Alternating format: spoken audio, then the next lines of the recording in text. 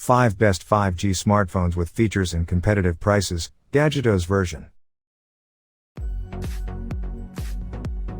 Poco M3 Pro 5G Review.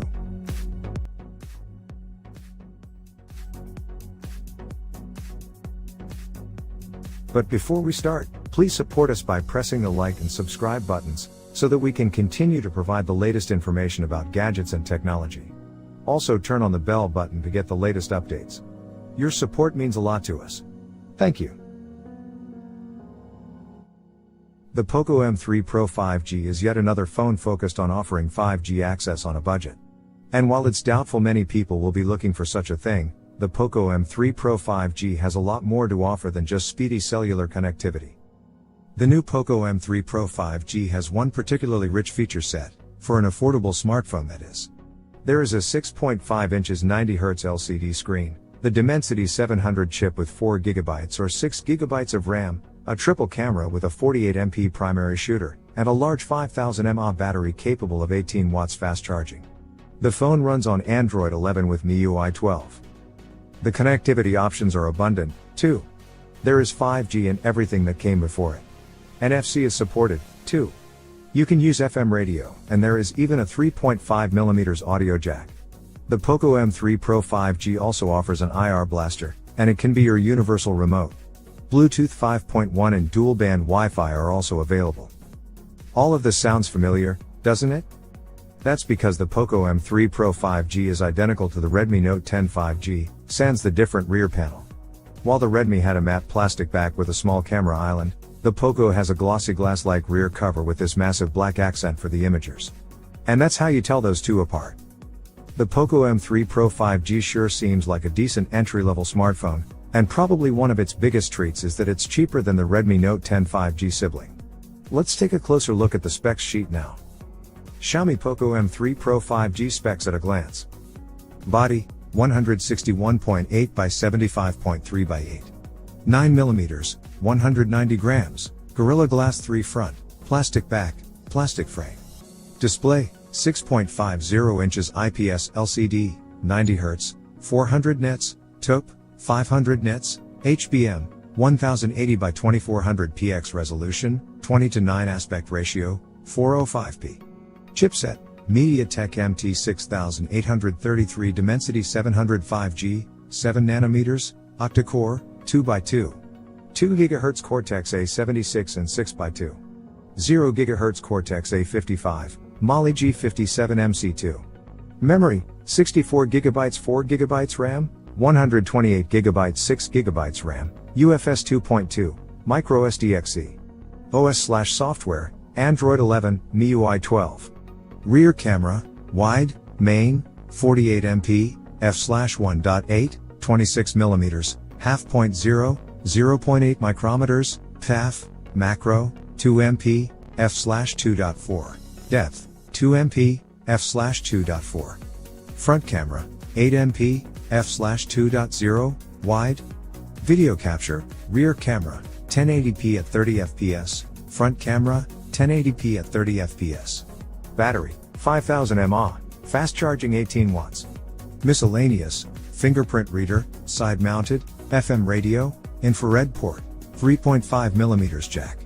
Two things we would have liked to see improved on this Poco M3 Pro 5G by looking through its spec sheet. Some splash resistance would have been nice, and maybe the Dimensity 800U would have been the better choice. But at €179, we are still happy with what we get. Unboxing the Poco M3 Pro 5G. The Poco M3 Pro 5G is packed within one of those signature yellow boxes, and you know there is a Pocophone inside even before you lay eyes on the actual branding. The bundle covers the basics and then some. Inside the box, you'll find a 22.5 watts charger and a USB-C to A cable. The Poco M3 Pro 5G also ships with a transparent silicone case with a protective cover over the charging port. This way, it will be exposed to much less pocket lint. The phone also arrives with this thin and cheap screen protector. It is good against scratches but is one giant smudge magnet, and we peeled it off right away. Finally, you also get a bunch of Poco stickers, so you can show your love for Poco wherever you like, laptop, monitor, desk, fridge, and why not your car, right? Design, build, handling. The Poco M3 Pro 5G may be using Redmi Note 10 5G internals, but it looks completely different. Poco has been trying and succeeding to break out of Redmi's looks, and we do like what we've seen so far. The new M3 Pro 5G is no exception. It seems completely different at the back, more premium if you will. While Xiaomi relies on a matte back with cool light effects for the Redmi Note 10 5G, the Poco M3 Pro 5G offers what looks like glass, though it's still plastic. Rear panel, all glossy with a solid color, be it dark gray, yellow, or blue. The camera island stays the same, but it has a completely different accent. There is this partial black strip now that engulfs the imagers, plus a reasonably large Poco insignia. We like Poco's interpretation better, even if the back is one giant fingerprint magnet. The 6.5 inches IPS LCD screen occupies most of the front. It's a 90Hz Full HD panel protected by a flat piece of Gorilla Glass 3. There is a tiny punch hole centered at the top. Here, you can see the 8MP selfie shooter. The earpiece grill is above the screen panel, and next to it is hidden one of the ambient light sensors. There is no notification LED on the Poco M3 Pro 5G. The other ambient light sensor is on the camera setup, next to the flash. And even if the said flash looks like a dual LED one, there is just one bright LED beneath the diffuser. The camera island isn't jutting out that prominently, and that's why it doesn't make the Poco wobble much when lying on a flat surface. The three imagers here are the 48MP primary snapper, the 2MP depth sensor, and the 2MP macro cam. The frame is made of plastic and has the same dark gray paint as the back but with a matte finish, making it quite grippy. It is flattened around the top and bottom, while the sides are a bit curved. The hybrid SIM slot is alone on the left. The right side houses the volume and power keys. The surface of the power/lock button doubles as an always-on fingerprint reader. It's plenty fast and reliable, but if you touch it a lot while taking your phone out of your pocket, you should change its trigger from touch to press and resolve the annoyingly often pin requests. The top of the Poco M3 Pro 5G packs the 3.5mm audio jack, the second mic for stereo audio in videos and noise reduction in calls, as well as the IR blaster. The bottom is where you'd find the USB-C port, the primary microphone, and the loudspeaker. There is no second speaker on the Poco M3 Pro 5G. The phone measures 161.8 by 75.3 by 8.9 millimeters and weighs 190 grams, exactly as the Redmi Note 10 5G, and 5 grams heavier than the Realme 8 5G. The Poco M3 Pro 5G is of reasonable size and feels great when handled. Thanks to its glass-like back, it also looks more premium than its Redmi counterpart. It is not slippery despite the glossy panel and seems to be a device of a solid build.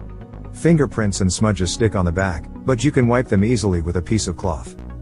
The Poco M3 Pro 5G has no ingress protection whatsoever, not even splash resistance of water-sealed ports. And that's the only issue we have with its design and build.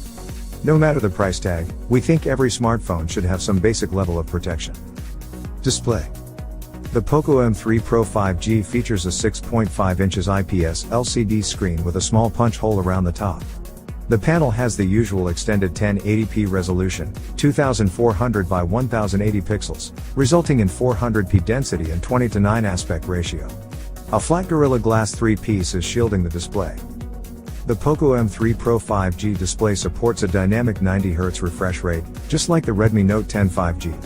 There is no HDR support.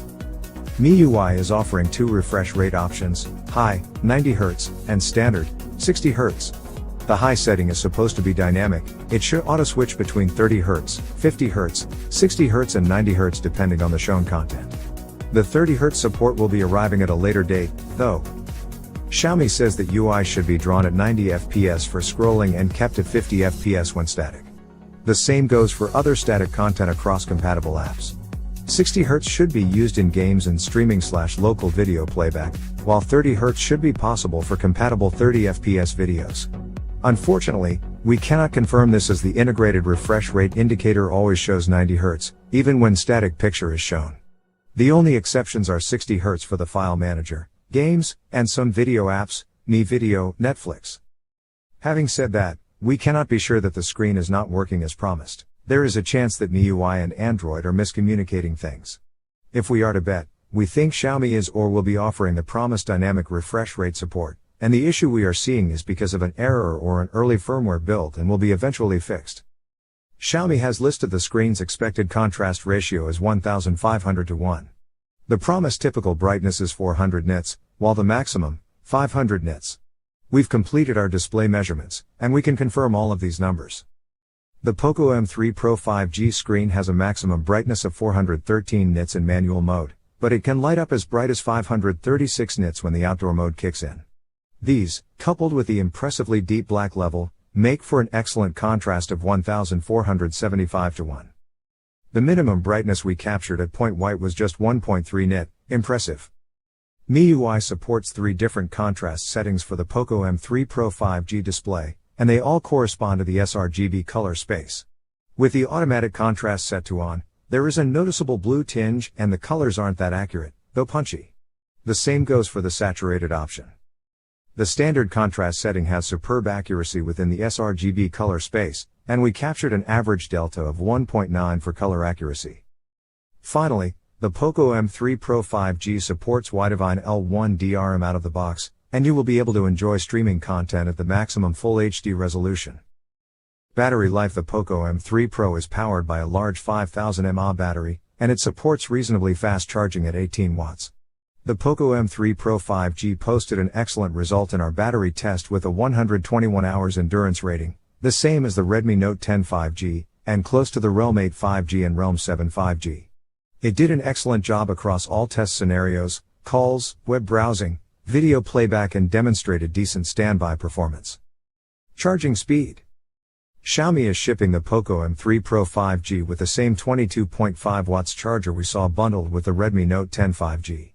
The Poco M3 Pro fast charging maxes out at 18 watts, which means it is overqualified for the job. But if you have other compatible devices, you'd be able to fast charge those with this adapter, too, and you'll need to carry one or a couple of chargers less. The bundled charger takes the Poco M3 Pro 5G 5,000 mAh battery from 0% to 33% in half an hour. That's not exactly fast, but it's enough to last you at least a day. The sound quality is good, too. Thanks for watching. Drop a like, leave a comment, and don't forget to subscribe to watch more videos like this. 5G that was good only for midtones, though the Redmi still lacks bass.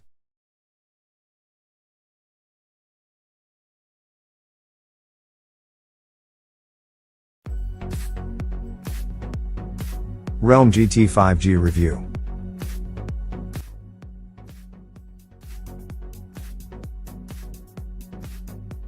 But before we start, please support us by pressing the like and subscribe buttons, so that we can continue to provide the latest information about gadgets and technology. Also turn on the bell button to get the latest updates. Your support means a lot to us. Thank you. Realme's 2021 flagship has made it to the old continent, and we are thrilled to finally meet the company's first Snapdragon 888 powered handset. It's one of these smartphones that are jam-packed with high-end features yet sold at prices that are hard to ignore. Meet the Realme GT 5G. The Realme GT 5G is based on the latest Qualcomm flagship chip, but that's only one of its key selling features. It also employs a Samsung-made 120Hz AMOLED screen with 360Hz touch sampling. There are Dolby dual speakers, 2, and 1 large battery with incredibly fast 65 watts charging. And that 65 watt super dart charger ships with the phone. Realme has opted for a triple camera on the back and a single selfie snapper. The primary rear shooter is a 64MP Sony IMX682 camera, sitting next to an 8MP ultra-wide and 2MP macro snappers. The front cam has a 16MP sensor. The Realme GT 5G is one of those devices that we are now used to calling flagship killers, following that OnePlus completely different company which was first to use the term publicly. And this device has everything to deserve such a title: a flagship screen, flagship performance, flagship camera, flagship battery/charging, and a killer price. Realme GT 5G specs at a glance. Body, 158.5 by 73.3 by 8. 4 mm, 186 grams, glass front, glass back, plastic frame. Display, 6.43 inches Super AMOLED, 120 Hz, 1080 by 2400 px resolution, 20:9 aspect ratio, 409p. Chipset, Qualcomm SM8350 Snapdragon 888 5G, 5 nanometers, octa-core, 1x2. 84 GHz Creo 680 and 3x2. 42 GHz Creo 680 and 4x1. 80 GHz Creo 680, Adreno 660. Memory, 128 GB 8 GB RAM, 256 GB 12 GB RAM, UFS 3.1. OS/software, Android 11, Realm UI 2.0. Rear camera, wide, main, 64MP, f/1.8, 26mm, 1.73, 0.8 micrometers, PAF, ultra wide angle, 8MP, f/2.3, 16mm, 119, 1/4.0, 1.12 micrometers, macro, 2MP, f/2.4.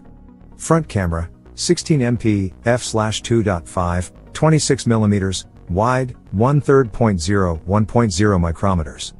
Video capture, rear camera, 4K at 30/60 fps, 1080p at 30/60/240 fps, gyro ICE, front camera, 1080p at 30 fps. Battery, 4500 mAh, fast charging 65 watts, 100% in 35 minutes, advertised. Miscellaneous, fingerprint reader, under display, optical, NFC, 3.5mm jack. No flagship killer is perfect, and the Realm GT is no exception. Being a high-end mid-ranger means something had to give, and in this case, that's ingress protection and a zoom camera for the Realm GT. Well, we can certainly live without these, especially at that price. Unboxing the Realm GT 5G. The Realm GT 5G ships within a larger than usual box, and this time, it's not Realm Yellow, it's black. Inside, you will find a 65-watt Super Dart charger with a USB-C port and a 6.5A rated USB-C cable. The paper compartment contains a transparent silicone case and some paperwork. The Realm GT arrives with a thin screen protector that is already applied, but it's a massive smudge magnet and of cheap quality, and we peeled it off immediately. Design, build quality, handling. Realm is experienced in making good-looking phones, and the premium Realm GT 5G is a real show-off. It's an all-glossy smartphone with a traditional dual-glass build and a plastic frame in between. The front glass is flat, while the back panel is curved towards the sides. It's what Realm calls a 3D curve, a fancy name for something we've seen 1,000 times. There is no official word on who the glass maker may be. As you can imagine that these two glass pieces are giant smudge magnets, but that's often the trade-off for looking pretty. Realm is offering the GT in dashing blue, ours, and dashing silver, both featuring accelerated track pattern as the maker calls it. The blue one has this dark blue patch in the middle that slowly transitions into black towards the side. There is also a subtle V-shaped texture embedded under the glass. There is also a racing yellow option, available only with the top-tier memory configuration.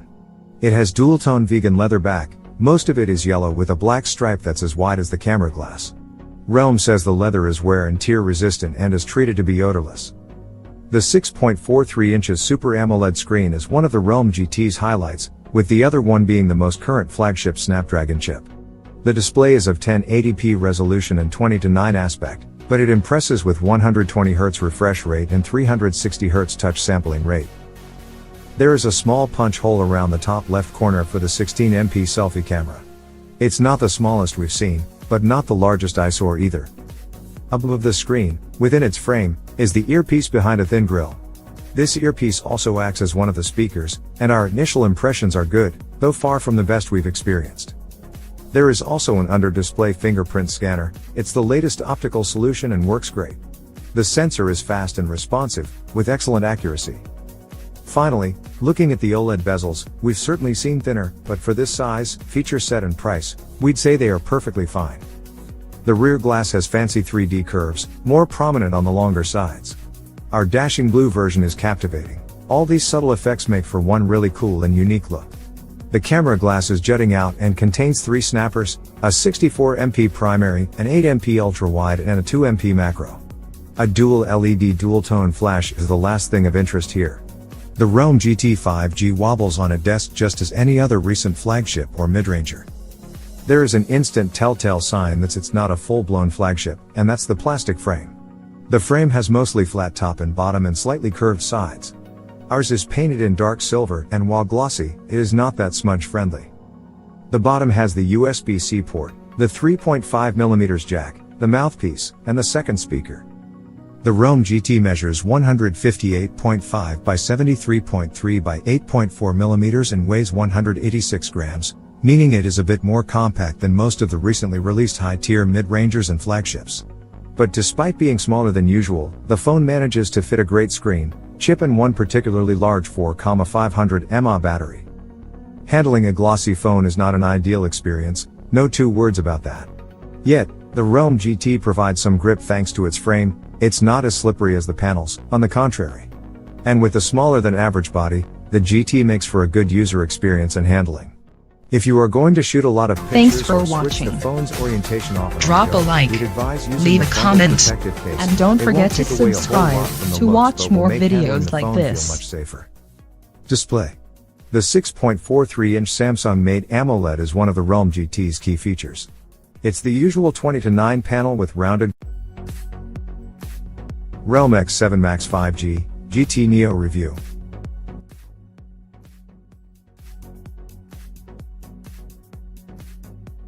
But before we start, please support us by pressing the like and subscribe buttons, so that we can continue to provide the latest information about gadgets and technology. Also turn on the bell button to get the latest updates. Your support means a lot to us. Thank you. When it comes to delivering great value at every level, few can do it better than Realm currently. This extends to flagship killing offers, as well, where the Realm GT line has been gathering a lot of attention lately. Particularly the Realm GT 5G, which offers a Snapdragon 888 chipset and 120Hz Super AMOLED panel on a budget, among other things. Spicing things up further and in an ultimate quest to bring the utmost choice to the customer, Realm also created the Realm GT Neo. That is what we have at the office today. To be more precise, our review unit is the Realm X7 Max 5G, which is essentially the same device, as it is already being sold in India. For now, the GT Neo is a China exclusive. What Realm did is essentially take the Realm GT and swap out the Qualcomm Snapdragon 888 chipset for a MediaTek Dimensity 1201. The latter is currently the top dog in the Dimensity lineup and is not a particularly widespread chip.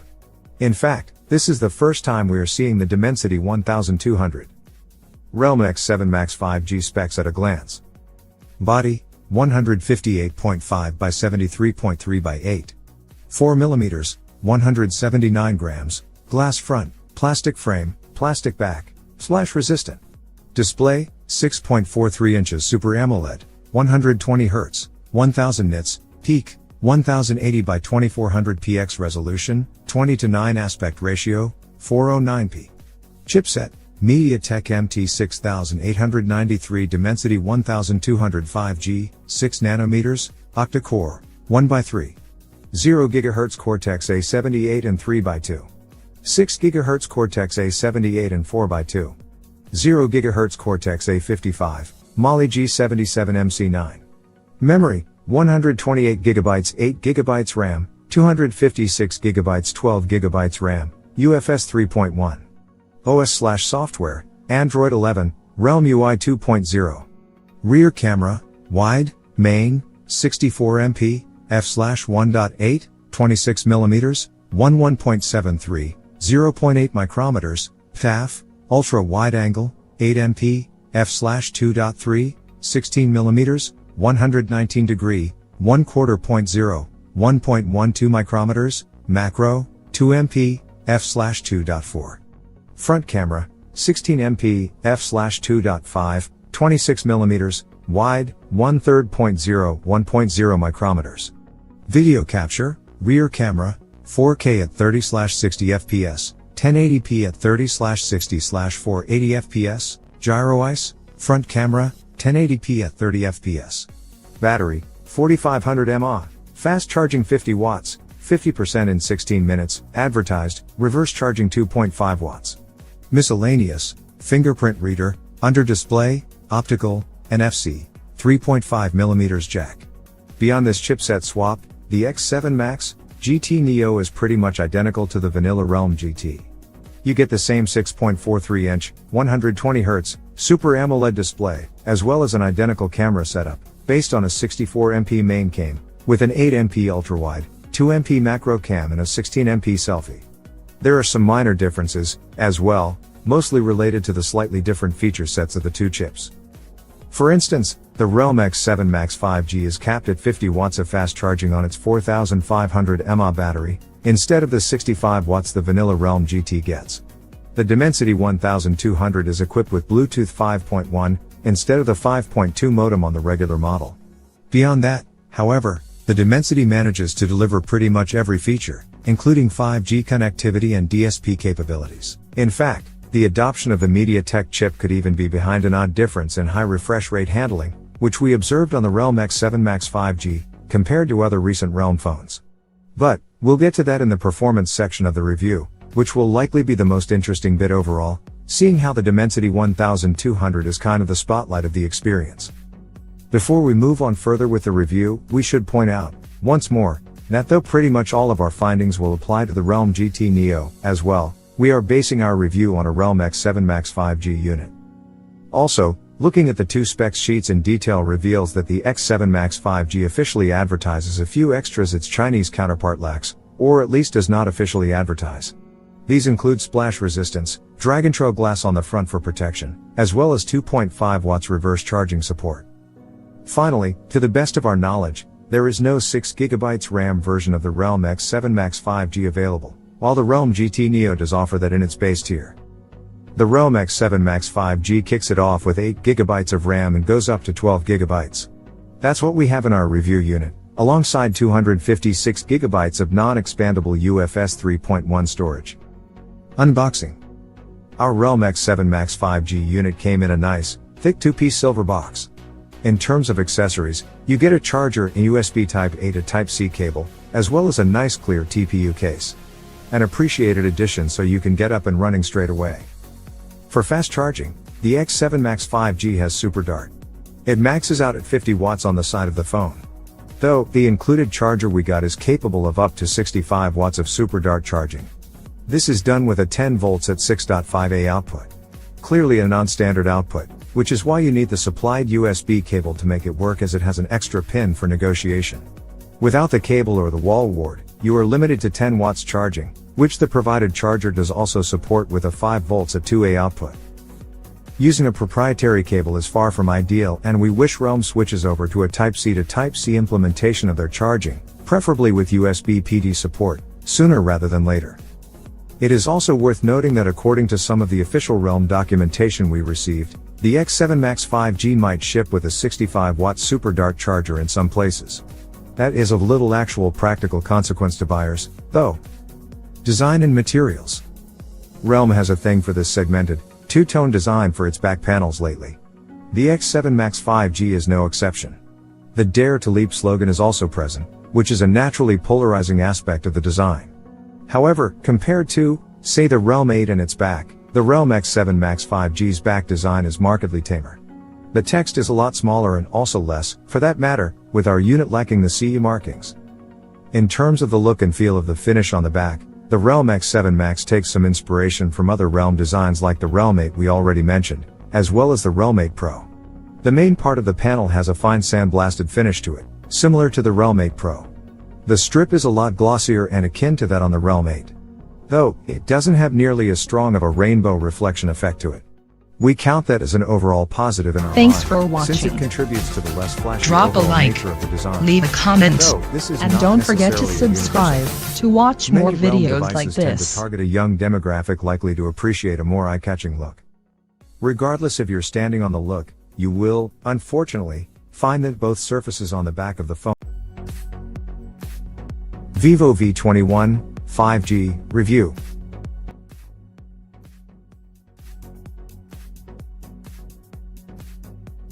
But before we start, please support us by pressing the like and subscribe buttons, so that we can continue to provide the latest information about gadgets and technology. Also turn on the bell button to get the latest updates. Your support means a lot to us. Thank you. If you are into making TikTok videos or you know someone who is, you already know the importance of the selfie video format. In other words, an increasing number of people, especially young people, want phones which are better geared towards capturing selfies and selfie video content. Preferably more affordable ones. Bafflingly enough, though, few devices, even from the popular flagship bunch, have really offered much in terms of selfie camera improvements. Enter the Vivo V21 Duo. Their call to fame is unquestionably the 44MP f/2.0 selfie camera with autofocus and WAH. That's not something you see every day. Not by a long shot. It's intriguing to note that while we have the V21 5G for review today, it's literally identical to the vanilla Vivo V21 down to the Dimensity 800U 5G chipset. We guess, they've merely removed the 5G antenna for the 4G only model. A bit of an unorthodox approach, but we won't complain since the regular V21 gets all of the goodies of its 5G sibling. Vivo V21 5G specs at a glance. Body, 159.7 by 73.9 by 7. 3mm, 176 grams, plastic back, plastic frame, glass front. Display, 6.44 inches AMOLED, 90 Hz, HDR10+, 500 nits, TOP, 1080 by 2400 px resolution, 20:9 aspect ratio, 409p. Chipset, MediaTek MT6853 Dimensity 800U 5G, 7nm, octa-core, 2x2. 4 GHz Cortex-A76 and 6x2. 0 GHz Cortex-A55, Mali G57MC3. Memory, 128 GB 8 GB RAM, 256 GB 8 GB RAM, UFS 2.2, microSD-XC, uses shared SIM slot. OS/software, Android 11, FunTouch 11.1. Rear camera, wide, main, 64MP, f/1.8, 26mm, 11.72, 0.8 micrometers, PAF, WAH, ultra wide angle, 8MP, f/2.2, 120 degree, 16mm, 1/4.0, 1.12 micrometers, macro, 2MP, f/2.4. Front camera, 44MP, f/2.0, wide, AF, WAH. Video capture, rear camera, 4K at 30 fps, no WAH, 1080p at 30/60 fps, front camera, 4K at 30 fps, no WAH, 1080p at 30 fps.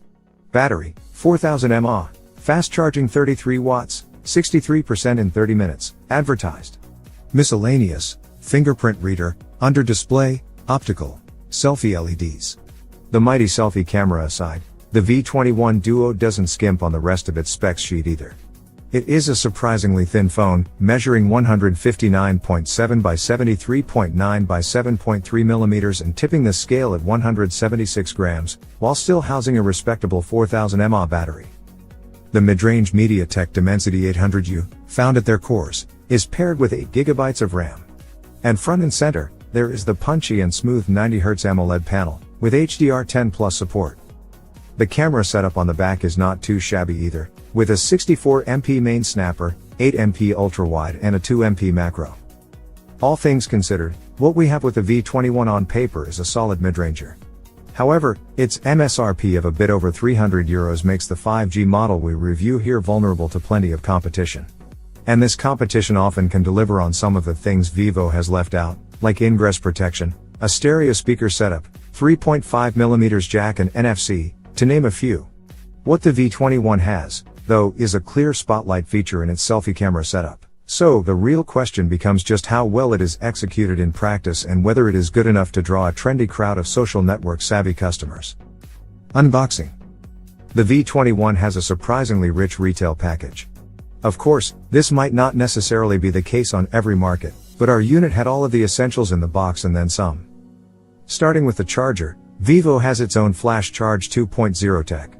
On the V21 and V21 5G, it can charge up to a maximum of 33 watts. It is rated for 5 volts at 2A, 9 volts at 2A or 11 volts at 3A of output. There is also Super Flash Charge 2.0, as seen on the Vivo X60 Pro Plus, which can go up to 55 watts. As far as we managed to gather, both of these use a similar proprietary charging approach, which uses higher voltages, akin to Qualcomm's Quick Charge, instead of higher concurrent amperage, like VOOC and its derivatives. Information on the topic is a bit scarce, but this should mean that Flash Charge 2.0 can work at its full 33 watts or near them with a standard USB Type-A to Type-C cable, like the one included in the box. You just need to make sure that it's of decent quality. We are only explaining this, since it's sort of a plus in Vivo's favor that you don't necessarily need to worry about always having the proprietary cable at hand. Also, in the V21's box, a pair of Vivo branded white earbuds, with a microphone and inline controls. Interestingly enough, these are not Type-C, but rather standard 3.5mm ones. You also get a tiny Type-C to 3.5mm dongle to attach them to the phone. Arguably, a more versatile setup, both for using the quite decent sounding buds on a different device, as well as plugging other headphones into the V21. Finally, you get a nice clear TPU case in the box, as well. It features a flap to seal the Type-C port on the phone, a valiant effort, though not a substitute for actual gaskets, and a proper ingress protection rating. Design and materials.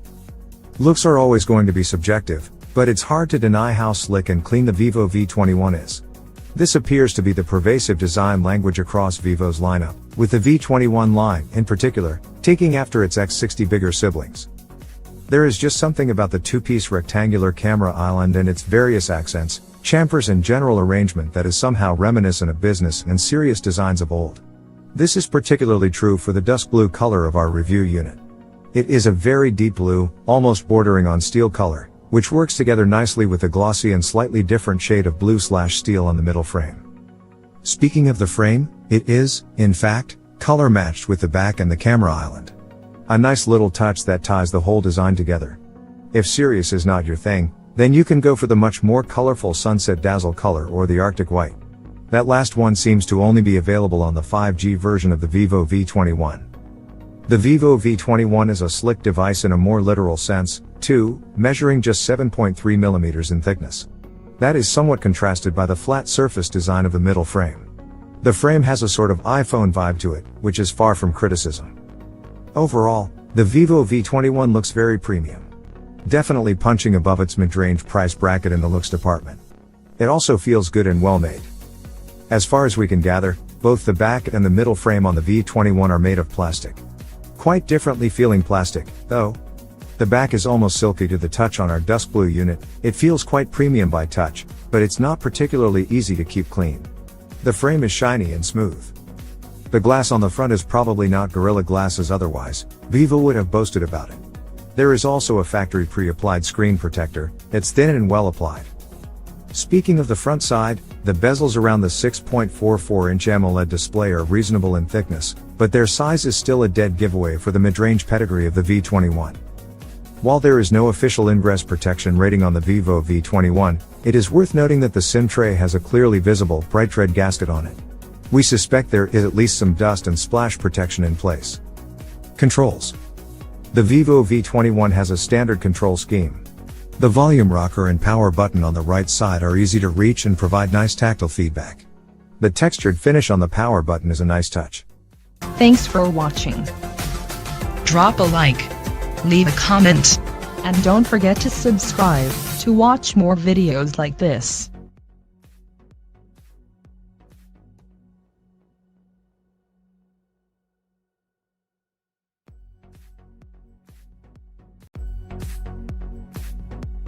Xiaomi Redmi Note 10 5G review.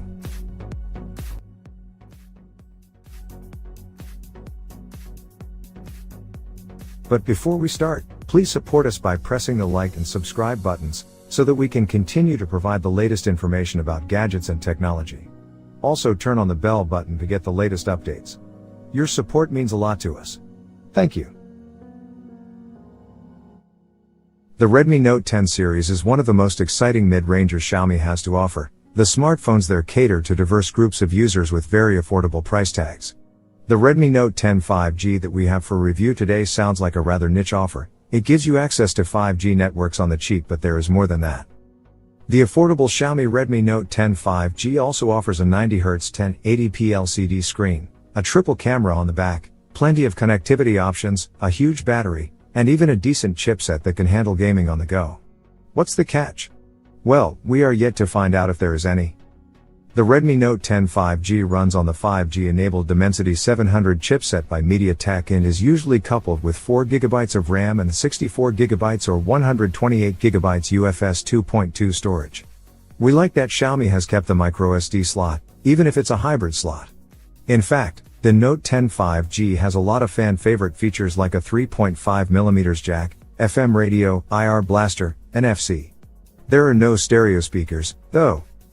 The Redmi Note 10 5G, just like the Realme 8 5G, isn't a device for everyone as it's not the fastest or packing the best camera in this price bracket. But it ushers the Redmi Note series into this new 5G era, and anyone who wants to experience the faster 5G networks can do so for €230 or less. Xiaomi Redmi Note 10 5G specs at a glance. Body, 161.8 by 75.3 by 8. 9mm, 190 grams, Gorilla Glass 3 front, plastic back, plastic frame. Display, 6.50 inches IPS LCD, 90 Hz, 400 nits, TUP, 1080 by 2400 px resolution, 20:9 aspect ratio, 405p. Chipset, MediaTek MT6833 Dimensity 705G, 7nm, octa-core, 2x2. 2 GHz Cortex-A76 and 6x2. 0 GHz Cortex-A55, Mali G57MC2. Memory, 64 GB 4 GB RAM, 128 GB 4 GB RAM, 128 GB 6 GB RAM, regional, UFS 2.2, microSD-XC, hybrid uses SIM2.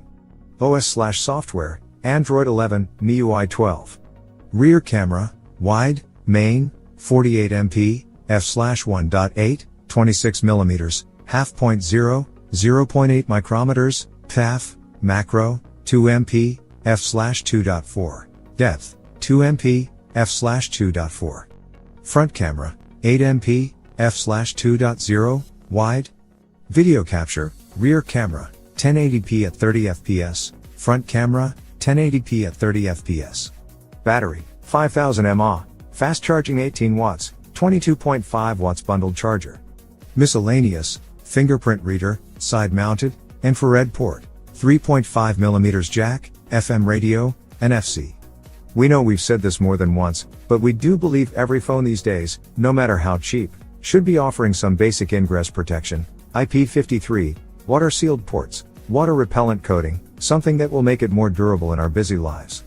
Unfortunately, the Redmi Note 10 5G has none of that, and that's the only thing we feel is missing on its specs sheet. Unboxing the Xiaomi Redmi Note 10 5G.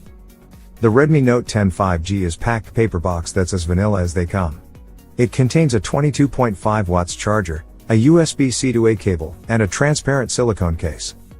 The case has a lid for the USB-C port, which is a nice touch as it keeps pocket dust away, but it's a bit fiddly to open every time you need to charge your phone. Finally, the Redmi Note 10 5G has this thin screen protector that was applied in the factory, but it's a massive smudge magnet, and we peeled that off shortly after this unboxing.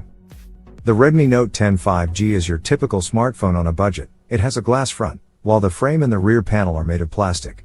There is no ingress protection whatsoever, and even if the bundled case does seal the USB-C port, it still leaves the 3.5mm audio jack exposed. Usually, such cheap phones try appeal to you with catchy paint jobs, and this Redmi is no different.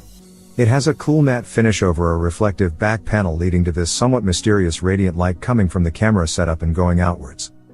We have the nighttime blue model, but the effect stays the same across all versions: chrome silver, graphite gray, and aurora green. That is, if there is light to reflect, of course. So, the front of the Redmi Note 10 5G is packing the 6.5 inches IPS LCD screen of extended 1080p resolution. The panel has a small punch hole centered at the top. Here lies the 8MP selfie camera. The earpiece grill is on the top thin bezel. The bottom bezel is a bit large, but in line with the competing offers in this class. The whole front is shielded with a flat piece of Gorilla Glass 3. It's not that tough to break, but a bit more scratch resistant than newer revisions. The back panel is made of plastic and a bit curved towards the frame. It has matte finish, which improves the grip, but if you've hoped for smudge resistance, we have to disappoint you. Fingerprints stick a lot and are clearly visible, though they are not that tough to wipe. When the back is clean, you should enjoy the light effects coming from around the camera setup and continuing outwards. Realme 8 5G, in fact, has similar light play on its back. Coincidence? Anyway, the camera setup is the only feature of interest on the back. It's unusually large for a rather basic trio of snappers. There is a 48MP primary shooter, a 2MP macro cam, and a 2MP depth sensor. The flash may look like it's a dual LED or even dual tone, but it's just a single LED underneath. The second hole is just a dummy. You may have noticed there is a third hole here. It's for another ambient light sensor. There is one hidden within the top screen bezel, and this here is the second one. Both combine to ensure 360-degree ambient light detection and can adjust the brightness up to 4096 different levels. The camera glass is jutting out a bit, but it's not as much to make the Redmi Note 10 5G wobble to uncomfortable levels. Now, let's talk about the frame. It is flat around the top and bottom and curved elsewhere. The top houses the 3.5mm audio jack, a microphone, and the IR blaster, while the bottom has the USB-C port, the mouthpiece and the loudspeaker. The hybrid SIM slot is on the left, while the volume and power keys are on the right. The power/lock button also doubles as an always-on fingerprint reader. It's reliable and plenty fast, but due to its position, you often touch it while with your hand even when you don't intend to unlock the phone, and this leads to the phone asking for a PIN more often than usual. If that becomes an issue for you, then you just go to fingerprint settings and change the reader's trigger from touch to press. The Redmi Note 10 5G spreads at 161.8 by 75.3 by 8.9 mm and weighs 190 grams. That's pretty much the same as the Realme 8 5G, but some 5 grams heavier. We have positive impressions from our time with the Redmi Note 10 5G. It's easy to handle and operate, with a solid build and enough grip to be used case-free. Even if a bit flashy, the back is easy on the eyes, so it can match any setting, whether casual or official. There is only one thing we would have improved if we could: the build should have been splash resistant. Knowing Xiaomi, this could very well be the case, but maybe they don't advertise it, so people don't go swimming with their phones intentionally. Still, an official IP rating may be too much to ask at the budget price. The Xiaomi Redmi Note 10 5G packs a 6.5 inches IPS LCD screen with a reasonably small punch hole notch at the top. The resolution is the usual extended 1080p, 2400 by 1080 pixels, making for a sharp 400p density and 20:9 aspect ratio. A flat piece of Gorilla Glass 3 is keeping the panel safe. The Redmi Note 10 5G display supports a 90Hz dynamic refresh rate. There is no HDR10 support, though. You can choose between 60Hz, standard, and 90Hz, high, refresh rate options. The 90Hz option is supposed to be a dynamic one and should be offering auto switching between 30Hz, 50Hz, 60Hz and 90Hz refresh rate depending on the content. The official website says support for 30Hz will be added later on. The high, 90Hz, option should be dynamic. The UI is drawn at 90 FPS, as well as all compatible apps. It reverts automatically to 50Hz when a static image is shown, or 60Hz when watching local or streaming video. Due to the budget chipset, you probably won't be able to enjoy many games with frame rates north of 60 FPS. And with a future update, it should be able to drop the refresh rate down to 30Hz for 30 FPS videos. Oddly, Android's refresh rate indicator says the refresh is kept at 90Hz even when the image is static. This could be an error though, a miscommunication between Android and MIUI, so we can't be sure it doesn't work as promised by solely relying on this dev indicator. But we do think it's more probable that Xiaomi has delivered on its promise, and it's just a wrong number from the RR overlay. Xiaomi is promising 1500:1 contrast for the screen, 400 nits of typical and 500 nits of maximum brightness with sunlight boost. We did our brightness measurements, and the Redmi Note 10 5G did live up to the Xiaomi's promises. It achieved a contrast of nearly 1800:1 with impressively deep blacks for an LCD. The manual max brightness is below the average for an LCD panel, though, just 377 nits. It can go close to 500 nits in bright sunlight, so you should be able to see what's happening on the screen even outdoors. The minimum brightness we were able to achieve with white color was just 1 nit, impressive. Xiaomi offers 3 different contrast settings for the Redmi Note 10 5G display. All of them correspond to the sRGB color space. With the automatic contrast set to on, there is a noticeable blue tinge and the colors aren't that accurate, though punchy. Same goes for the saturated option. The standard contrast setting has superb accuracy within the sRGB color space, and we captured an average delta of 2.3 for color accuracy. Finally, the phone supports Widevine L1 DRM out of the box and you will be able to enjoy streaming content at the maximum full HD resolution. Battery life: the Redmi Note 10 5G is powered by a large 5000 mAh battery and it supports reasonably fast charging at 18 watts. The Redmi Note 10 5G posted an excellent result in our battery test with a 121 hours endurance rating. It did a fabulous job across all tests, video playback, calls, Thanks web for browsing, watching. and demonstrated okay standby Drop a like, performance. leave a comment, and don't forget to subscribe to watch more videos like this.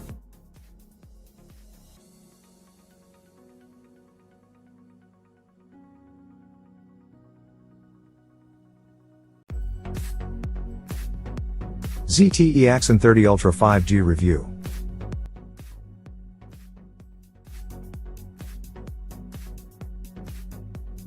But before we start, please support us by pressing the like and subscribe buttons, so that we can continue to provide the latest information about gadgets and technology. Also turn on the bell button to get the latest updates. Your support means a lot to us. Thank you. 200 million pixels. That's what the cameras on the back of the ZTE Axon 30 Ultra 5G add up to. And since more is better, the Axon must be the ultimate camera phone, right? Well, that's what we're here to find out. All those megapixels are split between 4 cameras, and there's no shortage of unusual decisions on ZTE's part. The main unit is 64MP and is paired with a 26mm lens, nothing extraordinary there. Things get interesting with the next 64MP sensor that gets 35mm optics. ZTE calls this the portrait lens. There's still a long way to 200, and a third 64MP sensor helps out, this one with ultra-wide glass, and we don't think there's another 64MP UW camera. Then there's the 8MP periscope telephoto to complete the picture. There you have it, 200. With such imaging chops, it only makes sense that the Axon 30 Ultra packs some high-end hardware in other areas, and that is indeed the case. The Snapdragon 888 is as good as it gets for computing power. The 144Hz AMOLED display is 24Hz ahead of the mainstream, and you can get the Axon with up to a terabyte of storage. Here's a quick rundown of the numbers. ZTE Axon 30 Ultra 5G specs at a glance. Body, 161.5 by 73.0 by 8. 0mm, 188 grams, glass front, Gorilla Glass 5, glass back, Gorilla Glass 5. Display, 6.67 inches AMOLED, 1B colors, 144Hz, HDR10+, 1080 by 2400 px resolution, 20:9 aspect ratio, 395p. Chipset, Qualcomm SM8350 Snapdragon 888 5G, 5 nanometers, octa-core, 1x2. 84 GHz Creo 680 and 3x2. 42 GHz Creo 680 and 4x1. 80 GHz Creo 680, Adreno 660. Memory, 128 GB 8 GB RAM, 256 GB 8 GB RAM, 256 GB 12 GB RAM, 1 TB 16 GB RAM, UFS 3.1, no microSD. OS/software, Android 11, MyOS 11. Rear camera, wide, main, 64MP, f/1.6, 26mm, 1.72, 0.8 micrometers, TAF, laser AF, WA, standard, 64MP, f/1.9, 35mm, 1.97, 0.7 micrometers, TAF, ultra wide angle, 64MP, f/2.2, 13mm, 120, 1.97, 0.7 micrometers, telephoto, 8MP, f/3.4, 123mm, 1/4.0, TAF, WA, 5x optical zoom. Front camera, 16MP, f/2.5. Video capture, rear camera, 8K at 30 fps, 4K at 30/60 fps, 1080p at 30 fps, gyro ICE, HDR10, 10-bit video, front camera, 4K at 30 fps, 1080p at 30 fps. Battery, 4600 mAh, fast charging 65 watts, quick charge 4+, USB power delivery 3.0 with PPS. Miscellaneous, fingerprint reader, under display, optical, NFC. The one notable omission in that spec sheet is an IP rating. Flagships typically have dust and water protection, but the Axon doesn't, sadly. With all those cameras and a starting price of $750/750 euros, something had to give, and certified weather sealing didn't make the cut. Then again, ZTE doesn't normally do IP ratings on phones anyway. ZTE Axon 30 Ultra 5G unboxing. There's nothing missing in the retail bundle, on the other hand. ZTE has bundled the Axon 30 Ultra with a transparent hard plastic snap-on cover for protection, a USB-C to 3.5mm dongle, and a pair of earbuds. There's also a charger, of course, and it's one of the more exciting bits about the Axon. It says a lot about us, doesn't it? The things that get us excited. You see, it's a 65 watts USB power delivery 3.0 unit with PPS support, and it's very likely the smallest adapter we've seen that has these specs. The US one is even more compact. The thick 6-amp USB-C cable is also a nice touch and will be able to comfortably power deliver all those 65 watts to a laptop if you so choose. Let's stay focused on the phone, though, shall we? The Axon 30 Ultra 5G is a premium handset. That much is evident upon a passing glance, and the impression gets confirmed when you hold it in your hand.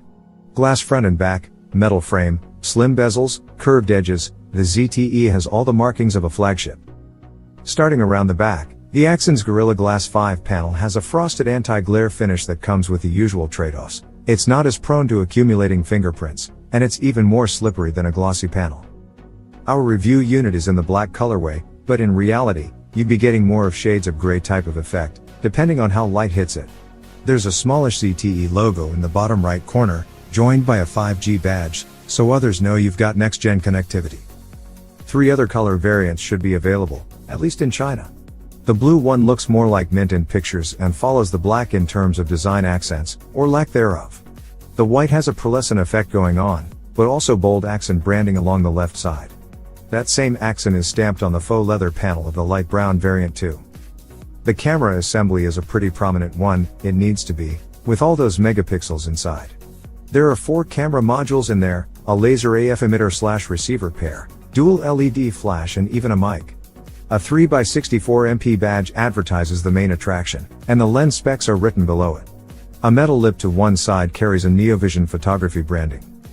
Our black review unit has a matching gray finish of the camera cluster, as does the white variant. The blue and light brown colorways opt for a black camera surround, making it more prominent. The whole camera island sticks out by over 2mm, and you'd think it would make the phone wobble on a table. It sort of does, but only if you deliberately poke it on the left above the 1/3 position. Point is, you can type on the keyboard without the handset rocking, if you're one to do that sort of thing. The Axon's frame is metal, as our highly scientific test in a refrigerator indicates, and it's treated to a shiny finish, most visible on the flat top and bottom ends. The usual bits and pieces are in their usual locations: USB-C port on the bottom alongside the SIM slot, main loudspeaker and mic, plus yet another mic up top. The sides are much thinner, barely a couple of millimeters. A bit more meat on the right allows for the button cutouts. The power button is around the midpoint of the phone, the volume rocker is above it.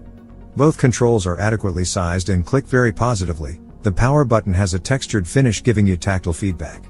There's nothing of note on the left side.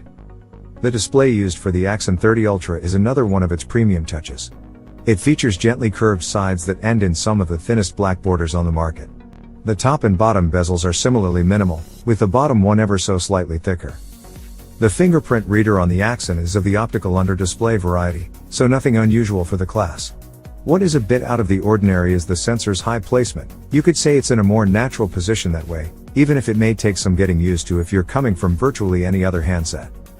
Up top, there's a punch hole for the selfie camera, which ZTE points out is 2.6mm in diameter, though the black non-display surround makes them more like 4mm. In any case, it's hardly an eyesore, not more than other punch holes, at least. The earpiece is a barely visible slit where the display's Gorilla Glass 5 meets the frame. It also doubles as a speaker.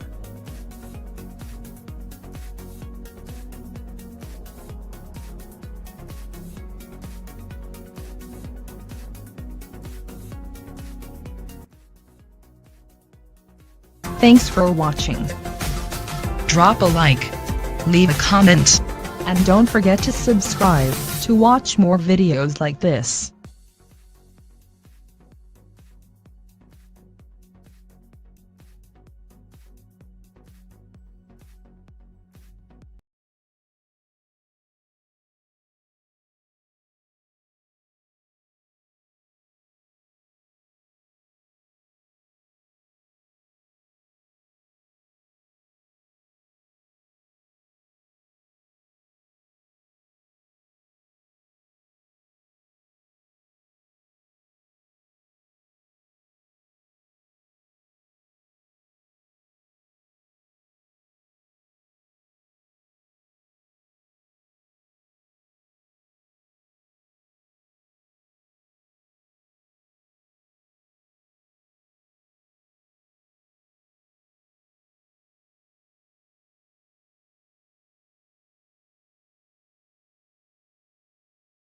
Thanks for watching.